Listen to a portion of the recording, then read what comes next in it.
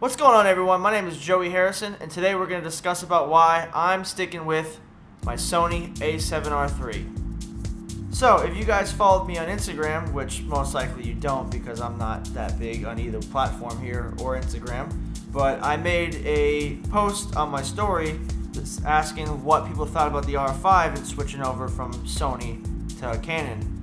And of course, you know, you get all the Canon geeks going off, and I was convinced. I mean, I'm heavily influenced by Peter McKinnon and a couple other people that use that camera, and I was like, you know what? I really like this camera. I'm thinking about giving it a try. But in the end, I decided to stick with the Sony, and here's why. Lenses. Lenses. Yeah, I invested in a lot of G Master lenses, and they're amazing. So it's hard switching from Sony to the new Canon, what is it, EOS or RF lenses? Yeah, it's the RF lenses. I don't know. Because that's a whole new thing. Because I have some original Canon glass, but it wouldn't fit it without an adapter, and then that's a whole nother thing that you have to pay for. And I just decided, you know what? It's not really about the camera body, but more the lighting and the lenses. And so let's talk about these G Master lenses that I'm using. So we got right here the 16-35. This is like my workhorse. I've taken this thing to many places. We've gone to Virginia, West Virginia, Maryland, DC, Georgia, Arizona, all over Florida. And I mean, coming up soon in October, it's gonna be taking it all to the New England and New York area, and we're gonna we just get so much stuff with it. It shot some music videos, photos, just so much stuff. It's just got such a great range, especially for like today's like YouTube style B-roll, slow-mo, you know, the Peter McKinnon good stuff. So, I mean, they're not wrong. It's really good. 2.8, like, it's money. It's money. Next, I just got this, and I'm very excited to try it out because I love an 85mm, but I've never tried it with a G Master. So this is 1.4, gonna be sharp, boy. I really can't wait to try this out. It's definitely gonna come with me to New England and New York. Definitely gonna get the small little details of stuff, and yeah, I'm excited. All right. I'm not the biggest fan of this lens. There's more given to me for work. It has its time and place, you know, for sure. I used it a couple times, preferably more for photography. If I was gonna go for some sort of like that style, but I have my good old 70-200 2.5. I mean, it's good. I mean, for what it does, it's sure good, but dog, it's the same size as my head. It's heavy too, like that's crazy. So like for a lot of the stuff I do, especially run and gun, I'd rather just stick with the 85, to be honest. But I mean, if you're into telephoto stuff and that's like your thing, for sure, G Master's beautiful. So let's talk about the picture profile that I use.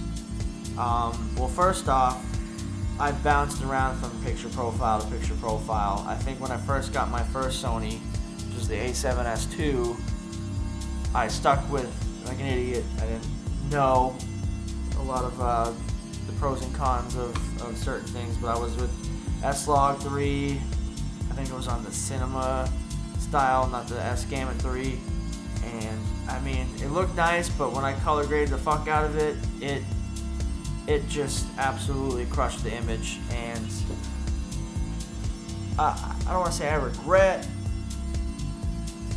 you know, shooting on that because it got me where I needed to get, but I could have done better. So next, I switched to picture for what would be picture profile 5, which was, I believe, Cine 2 with the S-Gamut 3 or Cine 4. think it was Cine 2. A YouTuber that goes by James Matthews. I'm sure you all know him. He kind of showed me that picture profile and I liked it. So a lot of the all my travel videos so far have been shot on it, which is pretty cool. So go check them out. But I have decided, after doing some extensive research, that I'm gonna go with S-Log2. S-Log2 with the S gamut. And I think that'll be best for color grading because it still gives you a flat profile. Maybe not as flat as S-Log3, but good enough for what I do. Until I get the A7S3, where I can get that 10-bit color for color grading.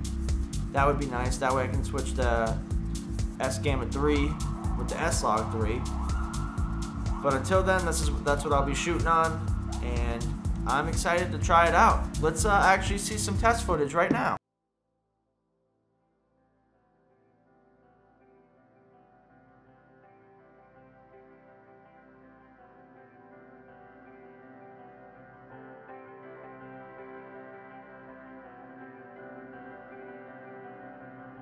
Well, I'm glad you guys stuck around. This is my first video back talking. I'm excited to get things more going, especially for my channel. I've got a lot more goals. I want to talk more on here and you know, become more of that YouTube cinematographer that helps break down things and really helps people learn, you know, my vision and like how I see things and help them incorporate that into their own personal style.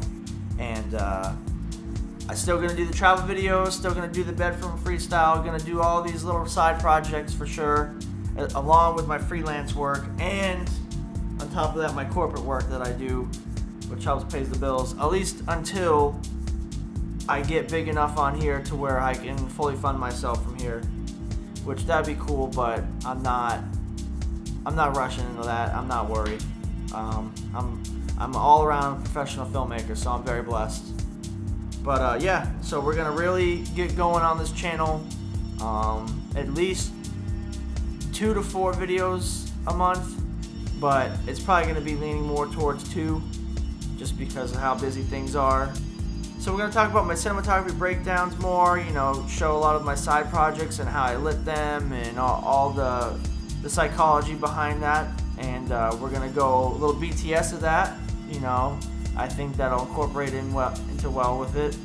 Of course, travel videos. You know, I'll have a good side project, a short film or 2 every once in a while. Just really making that range very diverse. That way we can provide a lot of content for you guys and make sure you guys are entertained. Well, guys, if you like this, hit that like button, subscribe, comment, all that good stuff, and we'll see you next time.